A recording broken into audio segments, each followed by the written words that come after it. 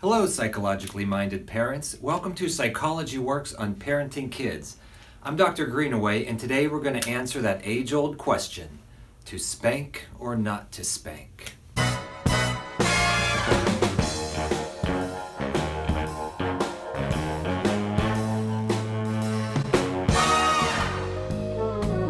So let's look at the reasons against spanking, and then we're going to talk about what to do instead of spanking so that you're still getting your overall goal, which is getting the kid to stop doing the bad behavior and start doing the behavior that you want. For one, spanking only works in the short term, if at all. Usually it doesn't even do that. But it doesn't change the number of times the kid does that behavior in the long run. So you end up setting up this plan where the kid's doing the negative behaviors, you're feeling the need to spank them, plus it's not even working. And in some situations, spanking actually shows an increase in the negative behavior that you're trying to extinguish. Another thing that we see sometimes is the child avoiding the parent. The parent-child relationship deteriorates.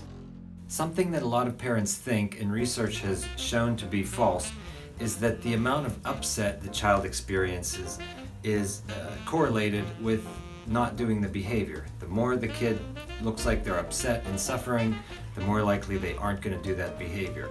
And the research just does not show that at all.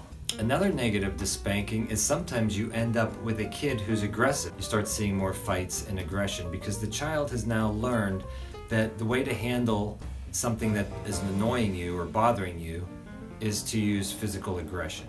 Now think about this. If the kid's learning that that's the way to solve problems, or that's what you do when you're upset to get things to go the way you want, what are they missing out on?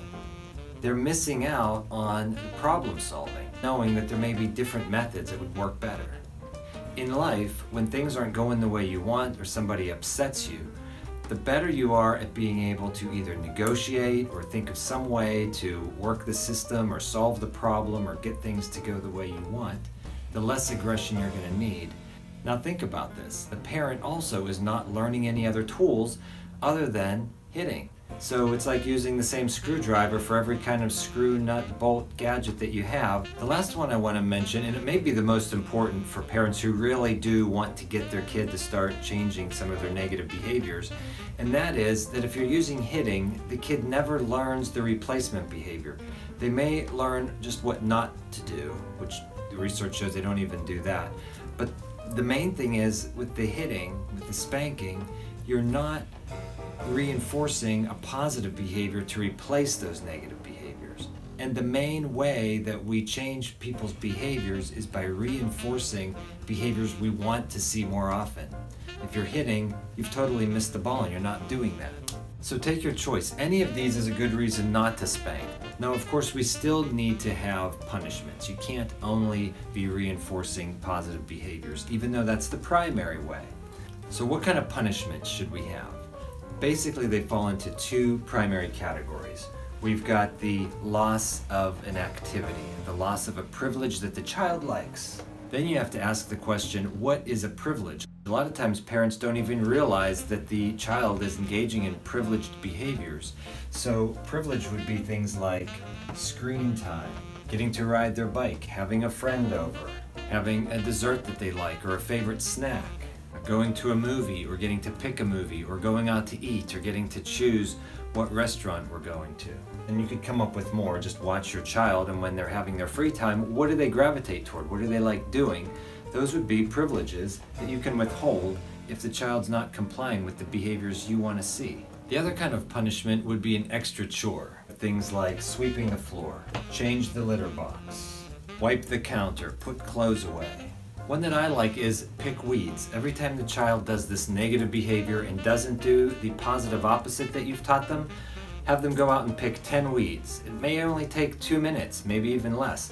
Just that little gap in them not being able to do what they want to do and they have to go do this chore, you're going to start seeing that negative behavior fall off. Quick summary of this entire video in about 25 seconds or less using the aid of post-production editing. First thing to remember is when you're parenting your child, you're looking for positive opposites and you're trying to reinforce those so that they're doing the good behaviors instead of the bad behaviors. That's the primary plan. The secondary backup plan is to have punishments.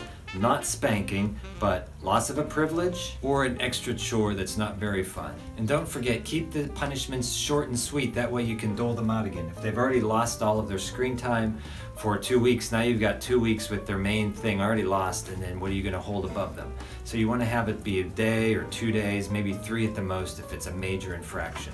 Other than that, I think you've got it. Make sure you're subscribed so that you're getting more of these videos so you can piece them together and become the best parent ever. And click like if you like the video, and we'll see you next time. And remember, psychology works on parenting kids.